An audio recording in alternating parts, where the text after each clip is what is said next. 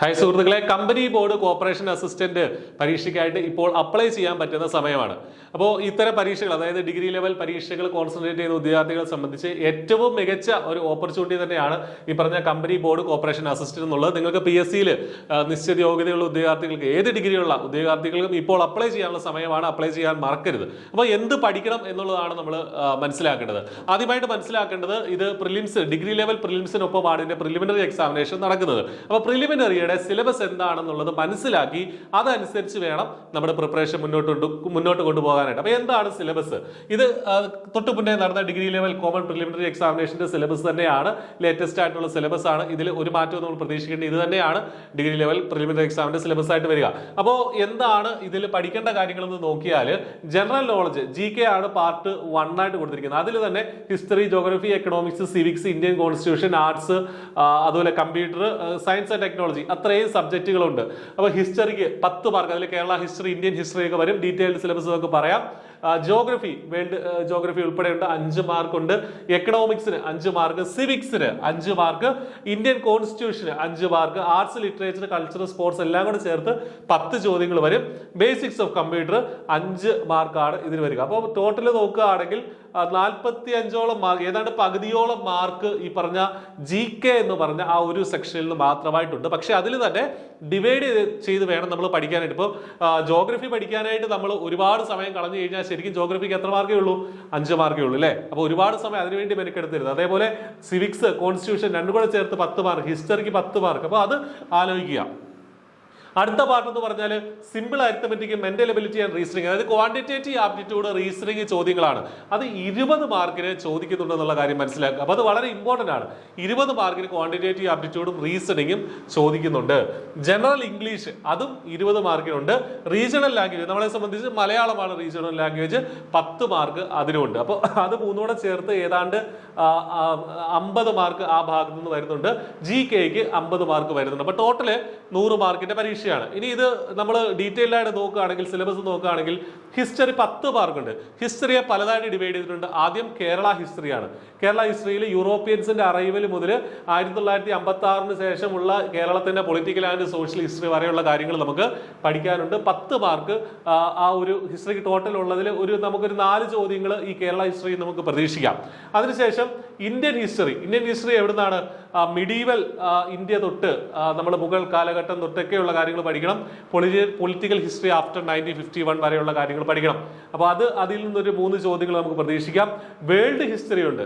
ഇംഗ്ലണ്ടിലെ റവല്യൂഷന്, American war of independence കൃത്യമായിട്ട് പറഞ്ഞിട്ടുണ്ട് ഏതൊക്കെ കാര്യങ്ങളാണ് പഠിക്കേണ്ടതുള്ളത്. അല്ലാതെ നമ്മൾ കാർഡ് കയറി പഠിക്കേണ്ട കാര്യമില്ല. വേൾഡ് ഹിസ്റ്ററിയിൽ ഇത്തരം കാര്യങ്ങൾ മാത്രം നോക്കി നന്നായിട്ട് പഠിക്കുക. അതിൽ നിന്ന് ഒരു 2-3 ചോദ്യങ്ങൾ നമുക്ക് എക്സ്പെക്ട് ചെയ്യാം. അങ്ങനെ ടോട്ടൽ ഹിസ്റ്ററിയിൽ നിന്ന് 10 ചോദ്യങ്ങൾ വരും. അപ്പോൾ PVQ ഡിസ്കഷൻസും ഒക്കെ നമ്മുടെ ഇതേ ചാനലിൽ തന്നെ ചെയ്തിട്ടുണ്ട്. ഹിസ്റ്ററിയുമായിട്ടൊക്കെ ബന്ധപ്പെട്ട് I+ന്റെ കോഴ്സ് ഈ കമ്പനി ബോർഡ് കോർപ്പറേഷൻ അസിസ്റ്റന്റിന് വേണ്ടിയിട്ട് റണ്ണിംഗ് ആണ്.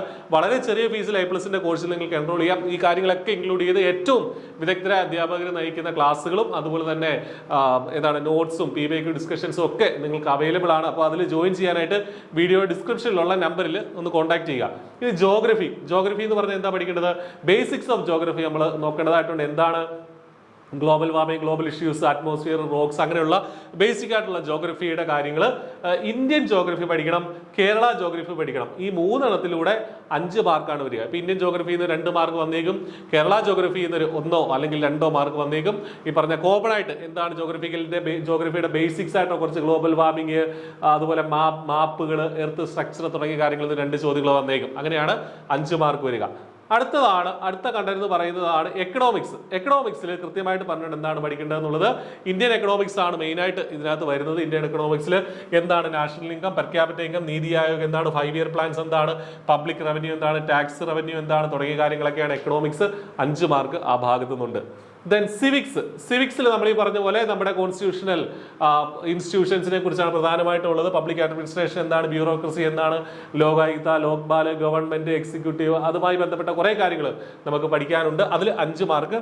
ഇന്ത്യൻ കോൺസ്റ്റിറ്റ്യൂഷനിൽ നിന്നും 5 മാർക്കുണ്ട്. ഇന്ത്യൻ കോൺസ്റ്റിറ്റ്യൂഷനിൽ ജനറലി നമ്മൾ പഠിക്കുന്ന എല്ലാ കാര്യങ്ങളും ഇതിൽ ഇൻക്ലൂഡഡ് ആണ്. അപ്പോൾ അതിൽ 5 മാർക്കുണ്ട്. ദെൻ നമ്മൾ താഴേക്ക് വരുമ്പോൾ ആർട്സ് സ്പോർട്സ് ലിറ്ററേച്ചർ അത് 10 മാർക്കുണ്ട്. കറണ്ട് അഫയേഴ്സും ഇവിടെയാണ് ഇൻക്ലൂഡ് ചെയ്തിരിക്കുന്നത്. കറണ്ട് അഫയേഴ്സ് എവിടെയും ചോദിക്കാം, പക്ഷേ ഇതിലാണ് മെയിനായിട്ടും കറണ്ട് അഫയേഴ്സ് ഇൻക്ലൂഡ് ആയിരിക്കുന്നത്.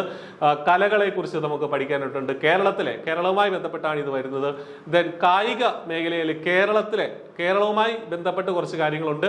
വേൾഡ് സ്പോർട്സിൽ എന്തൊക്കെ നടക്കുന്നതോ, ഇപ്പോൾ വേൾഡ് കപ്പുകൾ, ഫുട്ബോൾ, അതുപോലെ ഒളിമ്പിക്സ് ഒക്കെ വളരെ ഇമ്പോർട്ടൻ്റ് ആണ്. അപ്പോൾ അതിൽ അക്കാര്യങ്ങൾ നമുക്ക് പഠിക്കാനും സ്പോർട്സ് വളരെ ഇമ്പോർട്ടൻ്റ് ആണ്.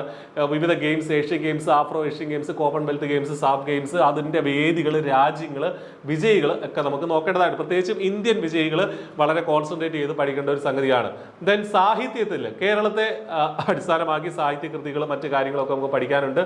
സംസ്കാരവുമായി ബന്ധപ്പെട്ടും കേരളത്തെ റിലേറ്റ് ചെയ്തിട്ടാണ് കുറേ കാര്യങ്ങൾ പഠിക്കാനുള്ളത്. കറണ്ട് അഫയേഴ്സും ഈ ഭാഗത്തു നിന്ന് ചോദിക്കാറുണ്ട്. അപ്പോൾ അതിന് 10 മാർക്കാണ് ഈ കല, സംസ്കാരം എന്നൊക്കെ പറയുന്ന, സാംസ്കാരികം എന്നൊക്കെ പറയുന്ന ആ ഒരു ഭാഗത്ത് നിന്ന് ആർട്സ് സ്പോർട്സ് ലിറ്ററേച്ചറിൽ നിന്ന് 10 മാർക്ക് വരാറുണ്ട്.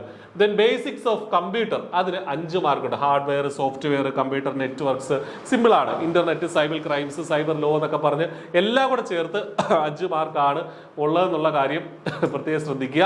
അപ്പോൾ ഇതിന് ഒരുപാട് സമയം നമ്മൾ ഇതെല്ലാം കൂടെ പഠിച്ച് കളയരുത്. 5 മാർക്കേ ഉള്ളൂ. സയൻസ് ആൻഡ് ടെക്നോളജിയിൽ നിന്ന് അതിൽ പഴയതിൽ നിന്ന് വ്യത്യസ്തമായിട്ട് സയൻസ് ആൻഡ് ടെക്നോളജി, അതിൻ്റെ SR&D അങ്ങനെയുള്ള കാര്യങ്ങൾ, ഫിസിക്സ്, കെമിസ്ട്രി, ബയോളജി എന്നുള്ള രീതിയിലല്ല. സയൻസ് ആൻഡ് ടെക്നോളജി കോമൺ ആയിട്ട് റെലവെന്റ് ആയിട്ടുള്ള കുറേ കാര്യങ്ങൾ, അതായത് റീസെന്റ് ആയിട്ടുള്ള അതിൽ നടന്നിരിക്കുന്ന ഇന്നോവേഷൻസ് തുടങ്ങിയ കാര്യങ്ങളൊക്കെയാണ് വളരെ കൃത്യമായിട്ട് ഇതിൽ പറഞ്ഞിട്ടുണ്ട്. തൊട്ട് മുന്നേ നടന്ന ഡിഗ്രി ലെവൽ പ്രിലിംസിന്റെ ക്വസ്റ്റ്യൻ പേപ്പർ നോക്കിയാൽ നമുക്ക് വളരെ വ്യക്തമായിട്ട് അത് മനസ്സിലാവുകയും ചെയ്യും ഏത് രീതിയിലാണ് ഈ ടോപ്പിക്കുകൾ വന്നിട്ടുള്ളതെന്ന് വെച്ചാൽ. ഇനി ഇമ്പോർട്ടൻ്റ് ആയിട്ടൊരു ടോപ്പിക്കാണ് സിമ്പിൾ അരിത്തമെറ്റിക്കും റീസണിങ്ങും. സിമ്പിൾ അരിത്തമെറ്റിക്കിൽ ഈ പറഞ്ഞ numbers and basic operations, fractions, compound interest തുടങ്ങിയ കാര്യങ്ങളുണ്ട്.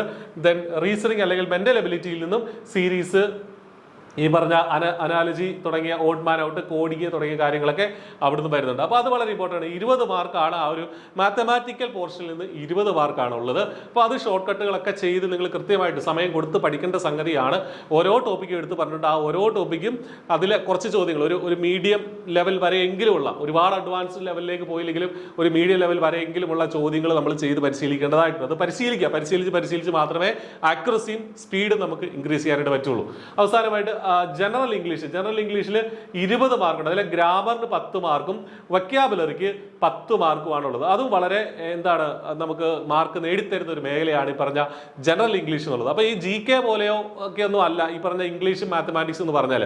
അത് നമ്മൾക്ക് പഠിച്ചു കഴിഞ്ഞാൽ അതിൽ നിന്ന് തന്നെ ചോദ്യങ്ങൾ വരാറുണ്ട്, റിപ്പീറ്റഡ് ആയിട്ടുള്ള ചോദ്യങ്ങൾ വരാറുണ്ട്. അപ്പോൾ അതിനെ തീർച്ചയായിട്ടും നിങ്ങൾ കോൺസെൻട്രേറ്റ് ചെയ്യുകയും മാക്സിമം മാർക്ക്, നമുക്ക് കിട്ടാവുന്നതിൽ മാക്സിമം മാർക്ക് ഈ 2 ഭാഗത്ത് നിന്ന്, ഈ പറഞ്ഞ ജനറൽ ഇംഗ്ലീഷ് ആണെങ്കിലും മാത്തമാറ്റിക്സ് എന്നാണെങ്കിലും നേടാൻ സാധിക്കുകയും വേണം.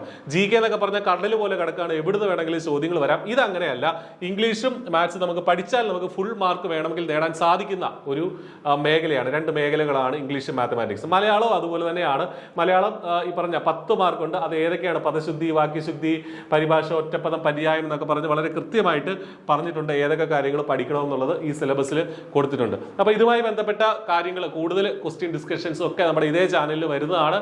കോച്ചിങ്ങിന്റെ സഹായം ആവശ്യമുണ്ടെങ്കിൽ തീർച്ചയായിട്ടും i+നൊപ്പം ജോയിൻ ചെയ്യുക. അപ്പം നന്നായിട്ട് പഠിക്കുക, നല്ലൊരു പ്രസ്റ്റീജിയസ് ആയിട്ടുള്ള ഒരു സർക്കാർ ജോലി നേടുക. All the best. Thank you.